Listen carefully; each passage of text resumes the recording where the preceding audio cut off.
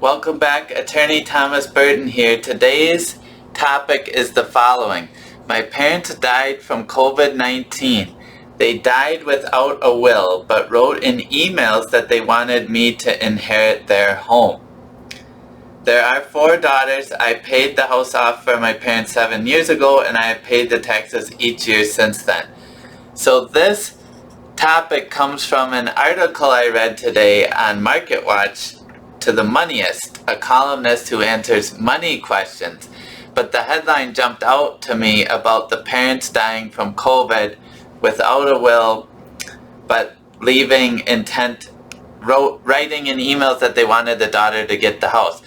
So I read through this whole article, and this incident happened in Texas, but I wanted to provide an analysis under Wisconsin law for the viewers of what would happen in this case, since the topic is so timely with the COVID-19 pandemic and what everyone is going through. So I'll read the highlights of the question quickly here and then do the analysis under Wisconsin law. My parents died from the coronavirus within 3 weeks of each other. Their intent was to leave their house to me, and they shared this via emails and verbally to friends and family. They died without leaving a will. Then she says, there are 4 daughters. I paid the house off for my parents 7 years ago, and have paid the taxes each year since then. 2 of my sisters signed over their share without incident. One sister, however, is resistant to signing or responding. I've been told by an attorney she'll be responsible for paying 1/4 share of the property taxes, homeowners insurance, and house-related repairs. Given that I carry 75% of the ownership, what happens if she does not pay her share of taxes, insurance, and debt? Do my parents' emails in which they express their wish for me to inherit their home count for anything legally? ML in Texas. So again, this is in Texas, and but the same scenario happens in Wisconsin, so I'm going to analyze it under Wisconsin law.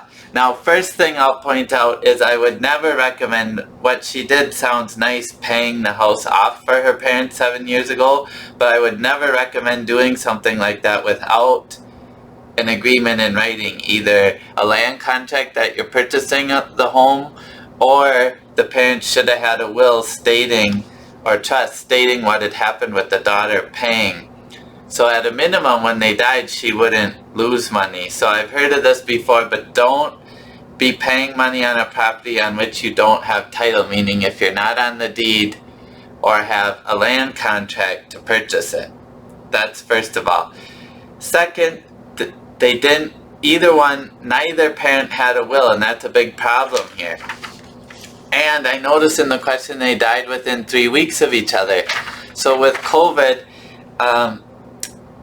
in general, you think that maybe you won't pass close to the spouse, or you think there will be time between one spouse's death and the other, but sometimes there isn't time to do any of this stuff, and 3 weeks is very short.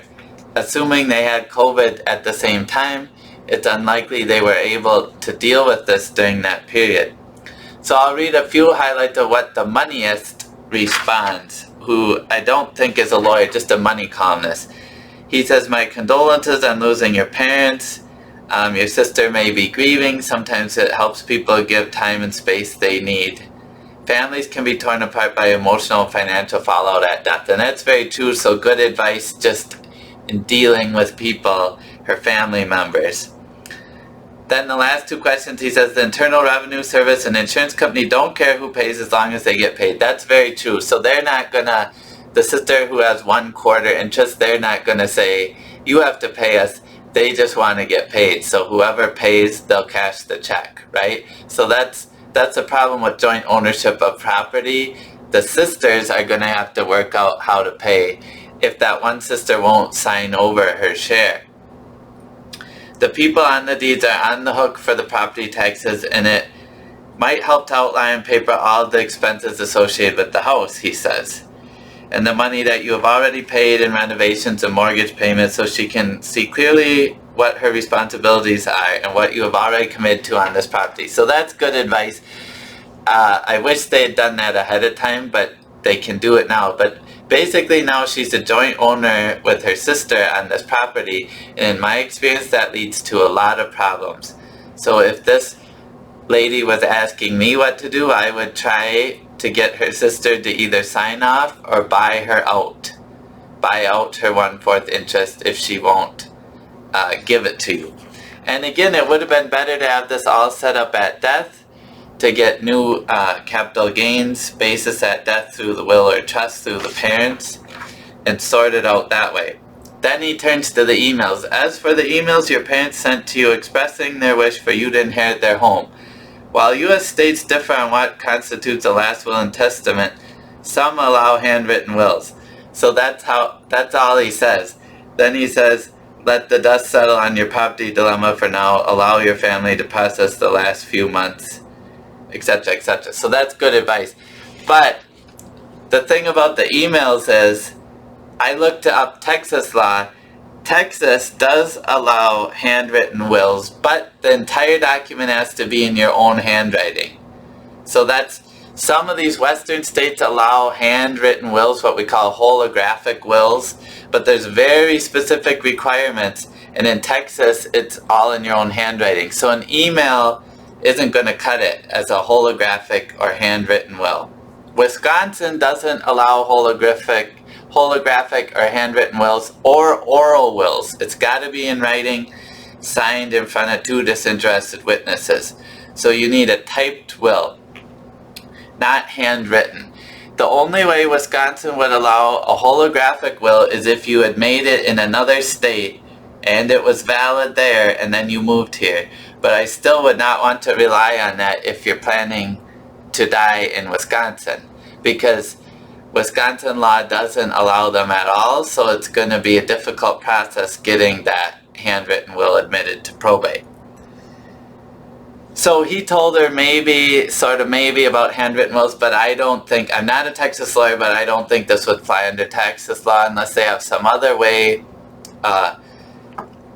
case law to get it in, and I think that's unlikely. Now the best method would be talk to her sister and try to convince them that the emails show the intent of what the parents wanted to happen, and then trust the sister to follow it. But again, it's not like a will in writing. So Wisconsin statutes, if you take a look here, 303.03 execution of wills. Sorry, it's a little blurry. There we go.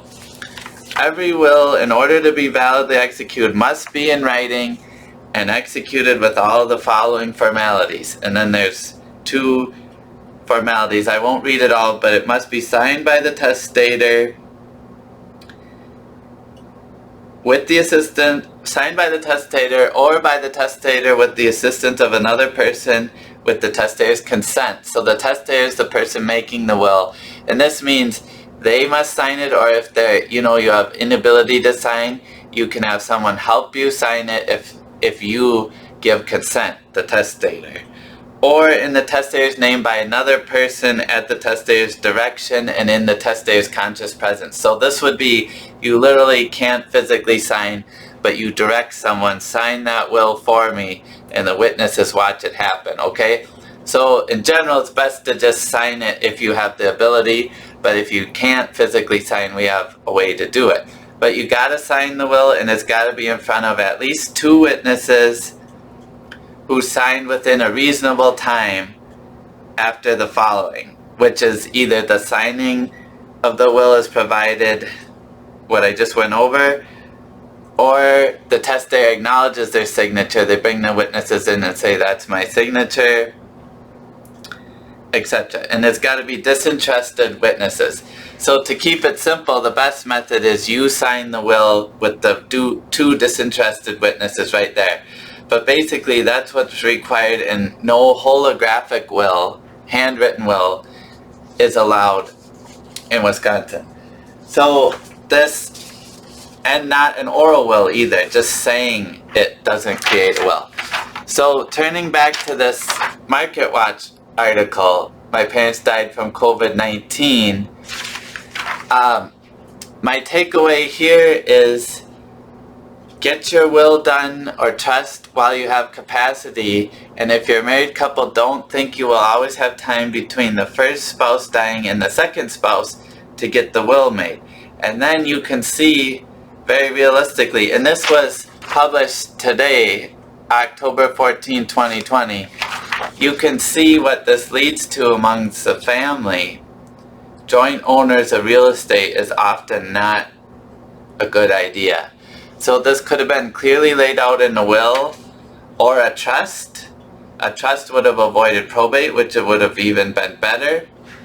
Or if the daughter and parents had really wanted to sell, they should have, in my opinion, had the land contract or had the deed set up to go directly to the daughter upon death. But you could do all this within the will or trust. And finally, a trust would do it very well because it would keep it private and avoid probate court fees on the value of the real estate.